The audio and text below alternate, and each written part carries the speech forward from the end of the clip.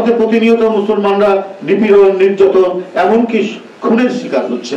জুম্মার দিনে জুম্মার নামাজ পড়ছে, সেখানে এসে পুলিশ তাদেরকে লাথি মেরে সেখান থেকে সরাচ্ছে। বাংলাদেশিরা মৃত্যুঞ্জয়ী সংকল্পে সকল চক্রান্তকে প্রতিহত করতে অঙ্গীকারবদ্ধ। সচেতন বন্ধুরা, প্রতিদিন বাংলাদেশের কথিত সংখ্যালঘু নির্যাতন নিয়ে ভারত সরকার এবং উগ্রবাদী বিজেপির নেতারা বক্তব্য, বিবৃতি, হুঙ্কার এবং বায়বীয় অভিযোগ করেই চলেছে। কলকাতায় আমাদের উপ হাই কমিশনে উগ্রবাদী হিন্দুরা আক্রমণ চালিয়েছে। সাম্প্রদায়িক দাঙ্গা বাধাতে ভারতীয় গোয়েন্দাদের আওয়ামী লীগ ও বিশেষ একটি ক্ষুদ্র গোষ্ঠীকে কিভাবে ব্যবহার করছে সেই পরিকল্পনার ছক প্রকাশ্যে এসেছে। তাদের যে কোনো ভিত্তি নেই তার প্রমাণ মিলেছে সম্প্রতি ভয়েস অব আমেরিকার ভুয়া করা একটি জরিপে অংশগ্রহণকারী 64.1% মনে করেন আওয়ামী লীগ সরকারের আমলের চেয়ে অন্তর্বর্তী সরকারের ধর্মীয় ও জাতিগত সংখ্যালঘু জনগোষ্ঠীকে বেশি নিরাপত্তা দিচ্ছে। এই জরিপ বাংলাদেশের কোনো প্রতিষ্ঠান করেনি, বিদেশি প্রতিষ্ঠান করেছে।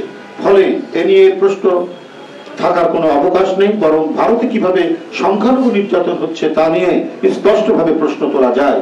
ভারতে প্রতিনিয়ত মুসলমানরা নিপীড়ন, নির্যাতন, এমনকি খুনের শিকার হচ্ছে।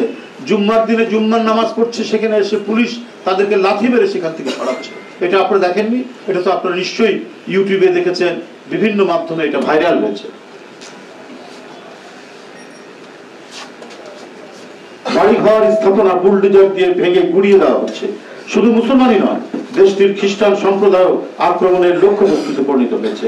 আসামে খ্রিস্টান ফোরাম বলেছে, আসামে কয়েক বছর ধরে সংখ্যালঘু খ্রিস্টান সম্প্রদায়ের ব্যক্তি ও প্রতিষ্ঠান ধারাবাহিকভাবে আক্রমণ শিকার হচ্ছে। ভারত সরকার তার প্রতিবাদ বা প্রতিকার করে না। মণিপুরে হিন্দু ও খ্রিস্টানদের উপাসনালয় ধ্বংস করা হয়েছে।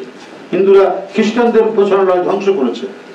স্থানীয় ট্রাইবাল লিডার্স ফোরামের বরাত দিয়ে প্রতিবেদনে বলা হয় 250টিরও বেশি গির্জা পুড়িয়ে দেওয়া হয়েছে। 200 জনেরও বেশি মানুষ নিহত হয়েছে এবং 60,000-এরও বেশি মানুষ বাস্তুচ্যুত হয়েছে। ভারতে অহিন্দু জনগোষ্ঠী, মুসলিম, খ্রিস্টান ও শিখ সম্প্রদায় যৌথভাবে সাম্প্রদায়িকতার হুমকির সম্মুখীন। বিজেপির সাম্প্রদায়িকতার নীতি হলো সহিংসতা, বৈষম্য, সংখ্যালঘুদের উপর ধর্মীয় নিপীড়নের মাধ্যমে ভীতি ও আতঙ্কের পরিবেশ তৈরি করা।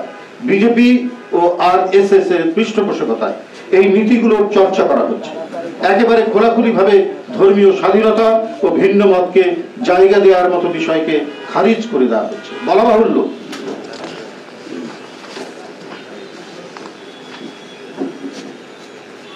যার নিজের জামা ছেঁড়া সে যদি অন্যের জামা ছেঁড়া নিয়ে কথা বলে, তখন একে দ্বিচারিতা বলা ছাড়া কি বলা যেতে পারে?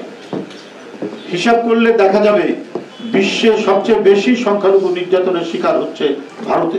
তারাই আবার বড় গলায় বলছে বাংলাদেশে নাকি সংখ্যালঘুরা নির্যাতনের শিকার হচ্ছে। প্রবাদে আছে, আপনি আচরি ধর্ম শিখাও অপরে। এই শাশ্বত সত্যটি মর্মে মর্মে ভারতের অনুধাবন করা উচিত। ভারত তার নিজের দেশের যেখানে সংখ্যালঘুদের নিরাপত্তা দিতে ব্যর্থ, সেখানে বাংলাদেশ নিয়ে এত মাথা ব্যথা কেন ভারতে? বাংলাদেশের সংখ্যালঘু নিয়ে অনবরত অপপ্রচার চালিয়ে যাচ্ছে ভারতের কট্টর হিন্দুত্ববাদী সংগঠনগুলো। অপপ্রচারে মেতেছে ভারতের ক্ষমতাসীন বিজেপি ও তার সহযোগীরা।